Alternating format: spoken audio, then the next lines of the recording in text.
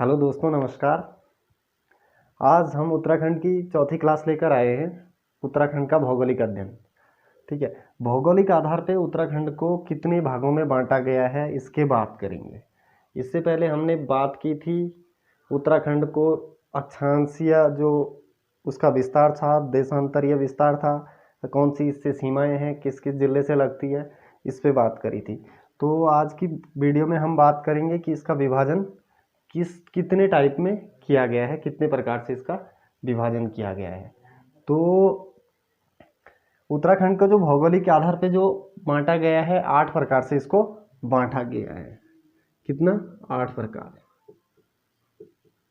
8 प्रकार में क्या है कि आप नॉर्थ से साउथ की ओर याद करो, उत्तर से दक्षिण की ओर याद करो, या दक्षिण से उत्तर की ओर याद करो। ठीक है। तो हमें नॉर्थ से साउथ में ज़्यादा अच्छा रहेगा याद करने के लिए।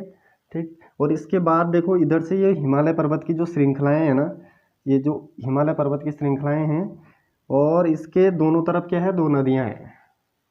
ठीक। टॉन्स नदी, इसके ईस्ट वेस्ट साइड कौन सी है? टॉन्स नदी। और इधर कौन सी नदी है? काली नदी। काली और टॉन्स। ठीक। तो क्या उत्तराखंड का जो विस्तार है काली और टॉन्स के बीच में है। ऊपर से हिमालय पर्वत, नीचे गंगा के मैदानी क्षेत्र जो पड़ता है। ठीक। तो सबसे पहले हम बात करेंगे इसके 8 प्रकार की। 8 प्रकारों में देखेंगे, सबसे पहला प्रकार है ट्रांस हिमालय।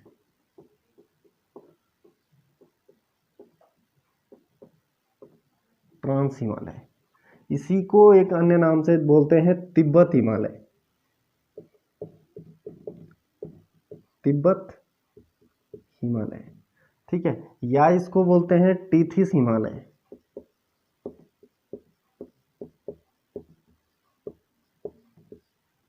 या इसको बोलते हैं टीथिस हिमालय। तो ये क्या है? उत्तराखंड के नॉर्थ में, यानी जो सीमांत जिले हैं हमारे, उत्तरकाशी, चमोली और पिथौरागढ़ जो ये सीमांत जिले हैं, उनके उत्तर में अगर बात करेंगे, इसके उत्तर में, तो ये क्या है? नॉर्थ साइड है। तो उनके उत्तर में, इस वाले रेंज में ये। ठीक। और इधर हमारा नेपाल को होते हुए आगे। ठीक है। तो जो इस वाले रेंज में ये जो ट्रांस हिमालय है, ये पड़ता है। ठीक। ये ट्रांस हिमालय की जो हाइट है वो है हमारी 2500 से 3500। कितना है? 2500 से 3500 मीटर। ठीक। और जो इसकी चौड़ाई है, इसकी ऊंचाई और जो चौड़ाई है 20 से 30 किलोमीटर। ठीक। अब ये उत्तराखंड के सीमांत जिले की पड़ता है नॉर्थ में, यानी उत्तर में। तो उत्तर में पड़ता है, इधर हमारा तिब्बत हो गया, चाइना हो गया। ठीक। तो इनको कनेक्ट करता है जो दर्रे। तो इन दर्रों से होते, दर्रे क्या होते हैं? यानी दर्रा पड़ते हैं इनमें। दर्रा क्या होता है? पास, किसी चीज को इधर से उधर जाने के लिए रास्ता। ठीक। अब हिमालय से इधर से उधर जाने के लिए रास्ते रहे होंगे, तो जो आज जिनको हम क्या बोलते हैं? दर्रा बोलते हैं। ठीक है। तो जो जितने भी दर्रा उत्तराखंड से दूसरी जगह को जोड़ते हैं, वो किस में पड़ते हैं? सारे ट्रांस हिमालय के क्षेत्र में आते हैं। तो अगर हम बात करेंगे, जैसे सिपकिला हो गया, किंगरी विंगरी हो गया। आगे नेक्स्ट बात करेंगे कि ये कौन से डिस्ट्रिक्ट, मतलब जिले में पड़ता है, वो जब हम उस जिले की सीरीज पढ़ेंगे। अभी सिर्फ हमें ध्यान रखना है कि अगर दर्रा पूछे तो पूछेगा कि किस हिमालय में पड़ता है, तो हमें मालूम होना चाहिए कि ये ट्रांस हिमालय के अंदर में जा रहा है। नीतीमाणा हो गया,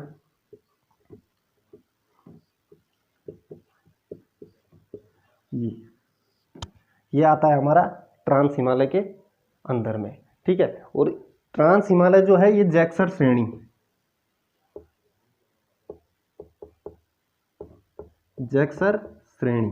आपने पढ़ा होगा उत्तराखंड के मैप में, वो भारत के मैप में जो हमारा पर्वत का जो विस्तार है, यानी वेस्ट से नॉर्थ ईस्ट की और जो है, जैसे वो आपका हो गया काराकोरम हो गया, पीर पंजाल हो गया, और वो पीर पंजाल हो गया, उसके बाद कुल्लू वाली हो गई जो रेंज है सेब के लिए जो जानी जाती है, एक वो वाली रेंज हो गई। तो उसको हम तब पढ़ेंगे जब भारत की ज्योग्राफी को हम पढ़ेंगे। ठीक है, अभी हम सिर्फ उत्तराखंड के बारे में जानेंगे। तो एक चीज़ ये हो गया दर्रे, किस इस रेंज में आए हमारे दर्रे। ठीक है, इसके बाद जो ये चट्टानें बनी हुई है किससे बनी है, अवसादी है, अवसादी। अगर ज़्यादा डिटेल में देखें ना, वैसे पूछा नहीं जाना इसने, लेकिन अगर थोड़ा ध्यान देने के लिए, ये अवसादी चट्टानों से बना है। अवसाद क्या होता है कि जब कोई चीज़ बह के गया और अगर वो कहीं पे जमा होता जा रहा है तो उसे बोलते हैं अवसाद, यानी इसका हिंदी में भी अवसादी होती है, सेडिमेंट्री, यानी इकट्ठा होता है उसके बाद वो चट्टान का रूप ले लेते हैं, तो इसको बोलते हैं अवसादी चट्टानों से इसका निर्माण हुआ है। ठीक, अब आप बात करेंगे कि निर्माण कैसे हुआ। तो जैसे पहले यहाँ पे सागर रहा, तो ये प्लेटें अगर आपस में खिसकी तो इससे क्या हुआ, हिमालय पर्वत उठता गया। ठीक, और ये पीछे वाला एरिया है, ये जो हमारा बृहद हिमालय है उससे पीछे का ही एरिया है। ठीक, ये पीछे वाली रेंज है। तो इतना ही है, ट्रांस हिमालय में ज़्यादा कुछ नहीं है। दूसरा इसमें से एक चीज़ है कि इससे पूर्ववर्ती नदियाँ निकलती है, यानी जो पहले से बहती हुई आ रही नदियाँ हैं, जो आगे के हिमालय पर्वत को कट करते हुए गहरी गहरी खाइयाँ बना रही है, उस टाइप की नदियाँ, जैसे गंगा होगी और तुम्हारा ब्रह्मपुत्र हो गया, यमुना होगी, जो नदियाँ इस वाली रेंज से ना निकल के पीछे वाली रेंज से निकलती है, वो पूर्ववर्ती नदियाँ होती है, गहरी खाइयाँ बनाती है, और आगे वाले जो हिमालय पर्वत को, ये आगे वाले जो पर्वत है बृहद हिमालय को, इसको काटती हुई आगे बहती है पूर्ववर्ती नदियाँ। बस इतना ही रखना है ध्यान इसमें, पूर्ववर्ती नदियाँ हो गया टीथीस, इसका नाम जरूर याद रख लेना, इसके और नाम हैं जो ये याद करने हैं। ठीक है, तो ये पहला विभाजन है ज्योग्राफिकली। ठीक है, दूसरा विभाजन की बात करेंगे तो दूसरा जो विभाजन है, इसके बाद बात करते हैं ग्रेटर हिमालय।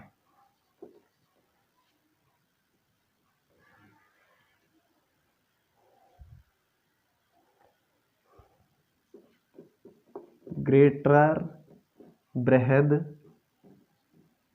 हिमालय, या इसको बोलते हैं उच्च हिमालय,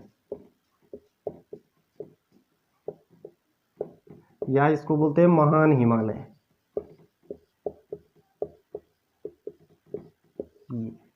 तो महान हिमालय की जो रेंज है ये वाली रेंज है। अब देखो ध्यान रखना है कि कौन कौन से डिस्ट्रिक्ट में जाता है, तो लगभग ये 6 डिस्ट्रिक्टों में जाती है, 6 जिले इससे कनेक्ट होते हैं। ठीक, यहाँ से ही हमें ध्यान रखना है कि कौन से जिले में जाता है, हमें ये नहीं याद नहीं करना है कि ये कौन सा महान हिमालय किस जिले में, अगर आ गया कि महान हिमालय आपके पौड़ी में है तो है या नहीं, वो आपको यहाँ से देखना है कि महान हिमालय की जो रेंज है वो कौन कौन से डिस्ट्रिक्ट को कनेक्ट करते हुए आगे जाती है। ठीक है, और महान हिमालय की अगर हम बात करेंगे इसकी हाइट की, तो इसकी ऊंचाई जो है 4500 मीटर से लेके 7817 मीटर। अब ये 7817 मीटर तो आपको याद करना ही है, क्योंकि ये नंदा देवी की हाइट है, और उत्तराखंड की सर्वोच्च चोटी कौन सी है, ऊंची चोटी नंदा देवी। तो ये आपको याद करना है 17817 मीटर 4500 से लेके। अभी आपको थोड़ा डिफरेंट भी देखना है कि इसकी हाइट ज़्यादा है, इसकी ज़्यादा है, आगे वाले की ज़्यादा है, पीछे वाले की कम है। तो इसका मतलब ये ट्रांस हिमालय इसी के लिए बोला गया कि वो पार हिमालय है उसके, क्योंकि ये इसकी ऊंची हाइट है, ये इसकी कम हाइट है, वो पीछे है, इसीलिए इसको बोला गया ट्रांस हिमालय। ठीक है, और इसको और नाम से भी जाना जाता है, हिमाद्री करके भी इसको बोलते हैं। हिमाद्री अब इसको क्यों बोलते हैं, क्योंकि इसमें हमेशा बर्फ गिरी रहती है, तो हिमाद्री मतलब जिसमें ऊपर बर्फ जमी रहे, वो क्या है, हिम से आच्छादित है, तो इसको बोलते हैं हिमाद्री करके। ठीक है, ईस्ट से वेस्ट में बता दिया, 6 जिले इसमें कनेक्ट होते हैं। अगर आपको जिले याद करने हैं तो कैसे करोगे, यहाँ पे पिथौरागढ़ हो गया, चमोली हो गया, यहाँ से जो बागेश्वर वाली रेंज होगी, रुद्रप्रयाग हो गया, उत्तरकाशी हो गया, तो इस टाइप में आपको ये याद करना है। ठीक है, अब इन हिमालयों के जो ये वाले नीचे वाले ये एरिया है, मतलब जो ढाल होगी, पर्वतों की जो ढाल होगी, उसके जो नीचे वाले ढालों पे जो घास उगाई जाती, मतलब देखो ये हिमाद्री है, सर्दियों में तो बर्फ गिरी रहेगी, वैसे तो ज़्यादातर बर्फ ही रहती है, क्योंकि जो बर्फ है उसकी जो लाइन होती है वो लगभग 4000 मीटर से ऊपर होती है, उसको बोलते हैं हिमरेखा, हिमरेखा करके इसको बोलते हैं, 4000 मीटर के ऊपर, लेकिन इसकी हाइट लगभग देखो 4500 के आसपास है। ठीक है, तो जो ये वाला एरिया जो बचता है गर्मियों में क्या हो जाती है, यहाँ छोटी छोटी घासें उग जाती है इस वाले रेंज पे, और इन घासों को बोलते हैं बुग्याल या पयार करके बोलते हैं। ठीक है, तो ये घास के जो मैदान हैं उनको बोलते हैं बुग्याल या पयार। अच्छा, अब दूसरी बात करेंगे इसकी, इसमें देखो हाइट ज़्यादा है, हाइट पे जब हमेशा बर्फ ही गिरी रहेगी तो टेम्परेचर डाउन होगा, टेम्परेचर डाउन होने से क्या है कि यहाँ पे बारिश भी कम होती है। तो सबसे कम वर्षा अगर पूछा जाता है कि सबसे कम वर्षा कौन से इस हिमालय में होती है, तो किस में होती है, ग्रेटर हिमालय, महान हिमालय में सबसे कम वर्षा। तो इसी टाइप में पूछा जाता है कि सबसे कम वर्षा किस में होती है, और चारों हिमालय के नाम दे देता है, आपको एक ऑप्शन को क्लिक करना है। ठीक है, अच्छा आगे और बात करेंगे इस पे।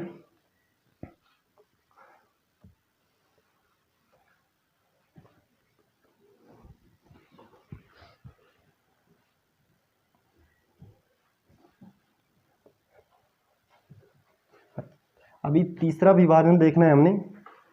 अच्छा, एक इम्पोर्टेंट चीज़ है कि इसके और इसके बीच के जो स्थान को क्या वो किससे ये अलग होता है, ये बहुत इंपॉर्टेंट है, पूछा भी जाता है एग्जाम में, किससे अलग, मतलब ये हटता किससे है, ट्रांस और बृहद हिमालय, तो इसको बोलते हैं सच्चर जोन, सच्चर जोन या हिच हिंज, या बोलते हैं इसको हिच हिंज। भाई ये इंपॉर्टेंट है, इसको ही नोट करना चाहता था। ये पूछेगा कि सच्चर जोन कहाँ पाया जाता है, तो सच्चर जोन आपका क्या हो गया, ट्रांस हिमालय या बृहद हिमालय के बीच के जोन को क्या बोलेंगे हम, सच्चर जोन बोलेंगे। इसके बाद तीसरे पे बात करेंगे लघु हिमालय।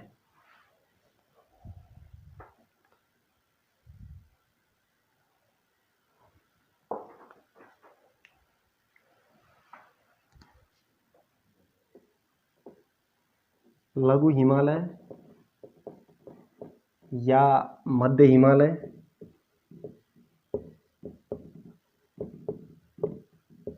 ठीक, तो लघु हिमालय और मध्य हिमालय की रेंज ये है। ठीक है, छोटा छोटा बना दीजिए, लघु है तो छोटा है। ठीक है, तो ये इसकी रेंज है। ईस्ट से वेस्ट यानी चंपावत से होते हुए ये आगे बढ़ता है। ठीक है, 9 जिले को कनेक्ट करता है। कितने जिले को कनेक्ट करता है, 9 जिलों को कनेक्ट करता है। तो आपको मालूम होना चाहिए कि चंपावत हो गया, यहाँ पे आपका अल्मोड़ा हो गया, नैनीताल के कुछ रेंज आ जाते हैं इसमें, पौड़ी गढ़वाल हो गया, टेहरी हो गया, इधर से आपका उत्तरकाशी देहरादून का हो गया। तो इस टाइप में इसमें 9 जिले आते हैं, और इनमें जो श्रृंखलाएँ हैं, ठीक है, इस वाले में जो श्रृंखलाएँ हैं जैसे नंदा देवी थी, कामेट हो गया, वो अलग से आपको एक उसमें बता देंगे कि उनकी हाइट क्या है।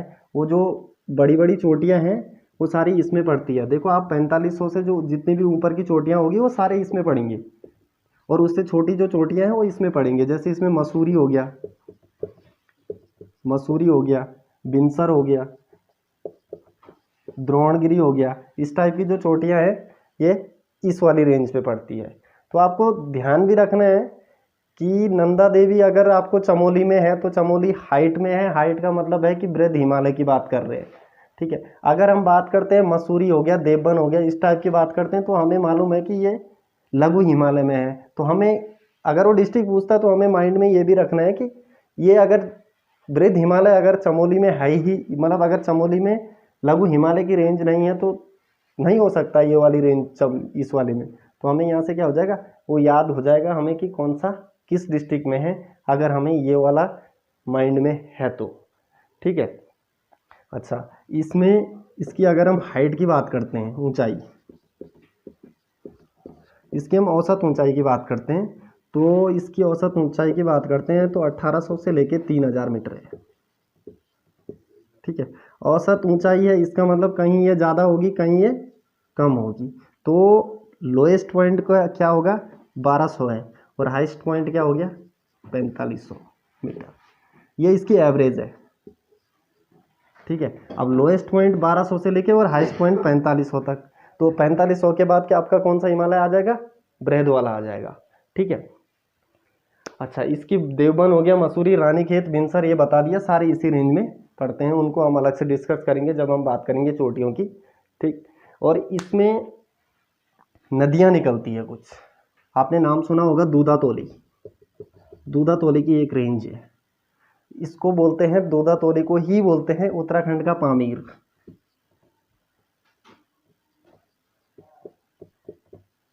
दूधातोली इसका एक दूसरा नाम है उत्तराखंड का पामीर,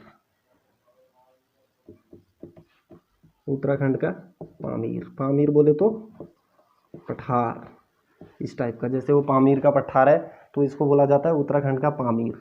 और इससे क्या है 5 नदियां निकलती है इससे, इसलिए भी ये फेमस है। तो 5 नदियों में हो गया, पूर्वी हो गया, 2 तो नदियां रखो आप नयार, पूर्वी और पश्चिमी, यानी जो पूरब वाली साइड से निकलेगा पूर्वी, पश्चिम वाली साइड से निकलेगी पश्चिमी नयार।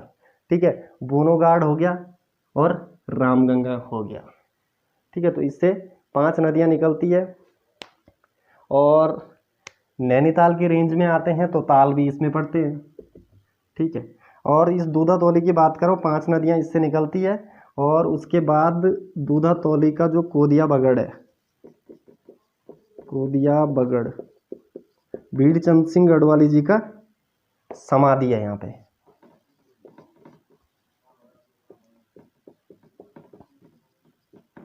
की समाधि, इस टाइप से आपको कनेक्ट करके याद करना है।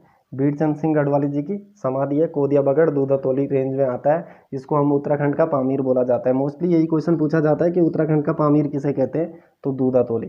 ठीक है, नदियों की बात करेगा तो बता देना, पूर्वी नयार, पूर्वी पश्चिमी नयार हो गया, बोनोगाड हो गया। ठीक है, अच्छा ताल भी इस रेंज में आते हैं। इसके बाद बात करेंगे इसमें वन।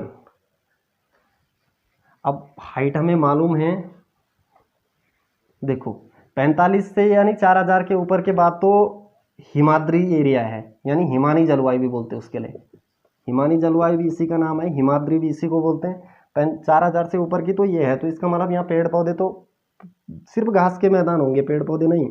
इसके बाद ये नीचे वाली रेंज है 1800 से 3000, तो यहाँ वन पाए जाएंगे। और यहाँ पर जो वन पाए जाते हैं वो पाए जाते हैं कोणधारी वन, कोणधारी वन। और कोणधारी वन में सबसे फेमस कौन सा है, चीड़। तो चीड़ की जो रेंज है ये वाली सबसे बेहतर है, 1800 से 3000। ठीक है, अब जैसे 3000 से ऊपर बढ़ेंगे उसमें क्या आ जाएगा, आपके अल्पाइन टाइप के वन पाए जाएंगे। अल्पाइन क्या हो गया, ये तो इनकी जो कोणधारी वनों की संख्या तो धीरे धीरे घटती जाएगी, जैसे जैसे हाइट बढ़ेगी वैसे वैसे पेड़ पौधों की हाइट कम होगी। 2 चीज़ें माइंड में रखना, हाइट बढ़ेगी तो ये कम हो जाएंगी। और अल्पाइन जो होते हैं झाड़ियाँ टाइप की छोटे छोटे जो वन होंगे वो क्या होंगे अल्पाइन वन में, ये लगभग लगभग आपका 3500 तक है, 3200 से 3500 इसकी हाइट है। ये कोई फिक्स नहीं होते, लगभग 3200-3300 के आसपास, लेकिन हमें यह ध्यान रखना कि 3000 से ऊपर लगभग होंगे ये। ठीक है, जैसे जैसे ऊपर जाएंगे फिर बुग्याल पाए जाएंगे, वही बुग्याल में हो गया। ठीक है, ये हमें इसके बारे में देखना है। थोड़ा जल्दी जल्दी हो रहा है क्योंकि जल्दी जल्दी करना पड़ेगा, सोचा आज पूरा निपटा दूं, ये वाला तो पूरा भौगोलिक विभाजन पूरा हो जाए।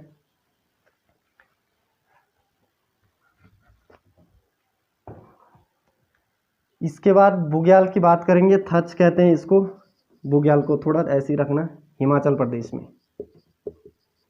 ठीक है, जैसे सोनमर्ग हो गया,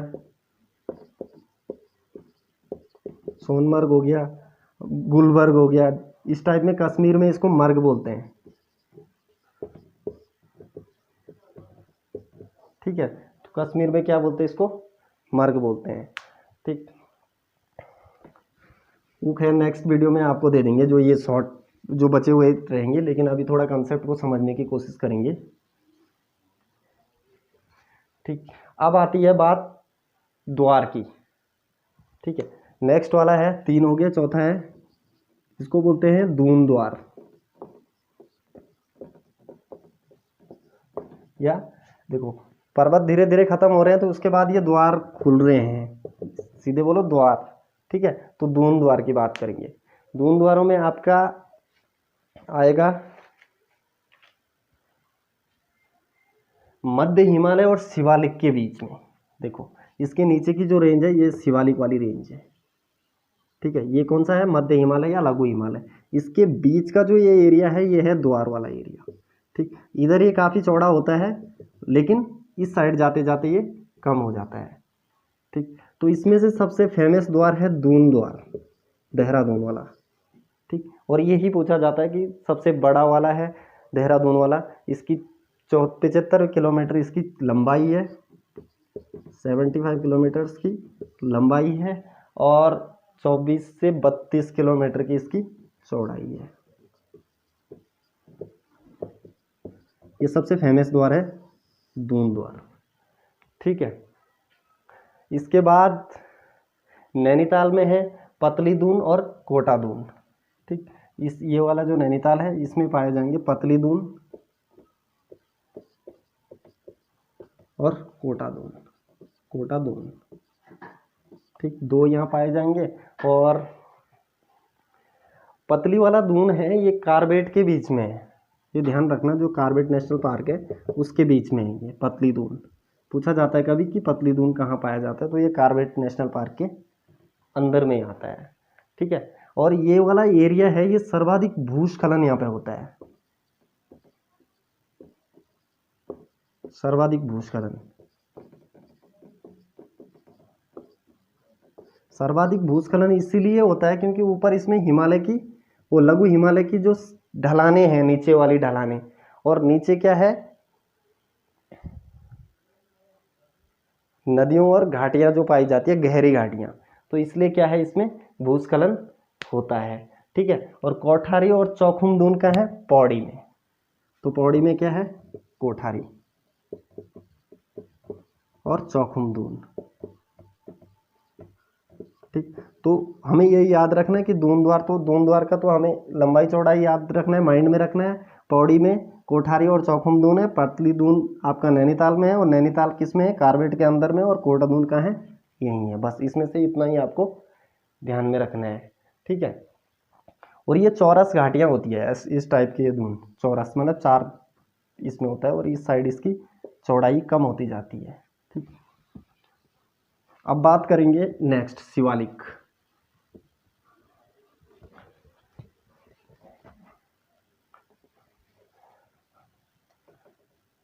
पांचवा हो गया हमारा शिवालिक। शिवालिक को बोलते हैं मैनाक, ग्रंथों में इसको मैनाक भी बोला गया है।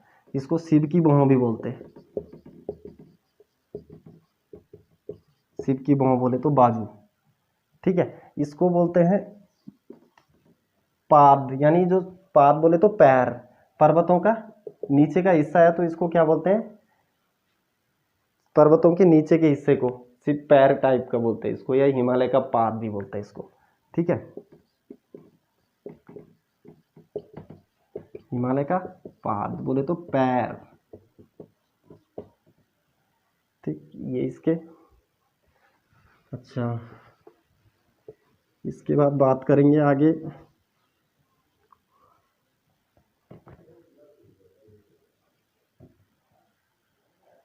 इसमें शिवालिक जो रेंज है, नदियां अपने साथ जो कंकर पत्थर बहाकर जो लाती है, ठीक है, और वेग थोड़ा सा तो ऊपर से तो कम हो जाता है, लेकिन फिर भी वो कटाव इसमें भी होता है। कटाव यानी काटते हुए, जो ये गहरी घाटियां अगर नदियां बह रही है तो काटते हुए आगे बहती है, तो यहाँ पे क्या होता है, कटाव होगा, और जब कटाव होता है तो फिर ऊपर से भूस्खलन होता है। तो ये घटनाएं भी इस वाले रेंज में देखी जाती है। ठीक है, अच्छा इसके बाद शिवालिक को, ये है हिमालय का सबसे नवीन भाग, यानी जो बन रहा है धीरे धीरे, इसको एक और नोट करना, हिमालय का सबसे नवीन भाग, हिमालय का सबसे नवीन भाग, नवीन बोले तो नया, नया भाग, हिमालय का सबसे नवीन भाग, ठीक है। लगभग 1.75 से 3 करोड़ वर्ष पूर्व बना हुआ है। दूसरा, इसमें जीवाश्म मिलते हैं। ये पूछा जाता है कि जीवाश्म किस में पाए जाते हैं, तो जीवाश्म पाए जाते हैं इसमें। जीवाश्म बोले तो जीवों के अवशेष, बहुत वर्ष, करोड़ों साल पहले के जो अवशेष इसमें पाए जाते हैं, ठीक है, इसी वाली रेंज में पाए जाते हैं। अच्छा, इसकी हाइट की बात करेंगे, वो जरूरी है। शिवालिक की जो हाइट की बात करेंगे, ठीक, तो शिवालिक की जो हाइट है लगभग 300 से और 1200 के बीच में,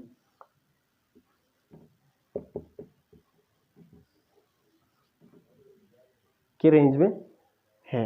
और चौड़ाई जो है 10 से 20 किलोमीटर, इसकी जो चौड़ाई है 10 से 20 किलोमीटर, ठीक। और जलवायु की बात करेंगे तो शीतोष्ण जलवायु,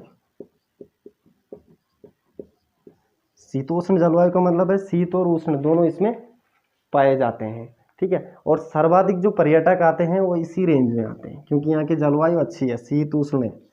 गर्मियों में ठंडी ऊपर वाले एरिया में ठंडी हो जाती है, ठीक है, तो सर्वाधिक पर्यटक, यानी पर्यटक के लिए सबसे बेहतर है ये शिवालिक वाली जो रेंज है। इसमें बात करेंगे कौन कौन से वो आते हैं, जिले आते हैं, तो इसमें जो बात करेंगे तो देहरादून का एरिया आता है, और आपका पौड़ी का जो मध्य वाला भाग आता है, नैनीताल का मध्य वाला भाग आता है, चंपावत का नीचे वाला भाग आता है, यानी दक्षिणी भाग आता है। तो इस टाइप में इसमें ये आते हैं, ठीक। दक्षिणी देहरादून, उत्तरी हरिद्वार, ठीक है, और दक्षिणी टिहरी, मध्य पौड़ी, दक्षिणी अल्मोड़ा, चंपावत, लगभग इसमें कितने जिले कनेक्ट होते हैं? 7 जिले, ठीक। तो आपको ये दक्षिणी उत्तरी तो याद नहीं रखना, लेकिन जिले जरूर याद रखने कि कौन कौन सा जिला आता है इस रेंज में, ठीक है। और शिव की अलख, इसको एक नाम से और भी जाना जाता है, शिव की अलख,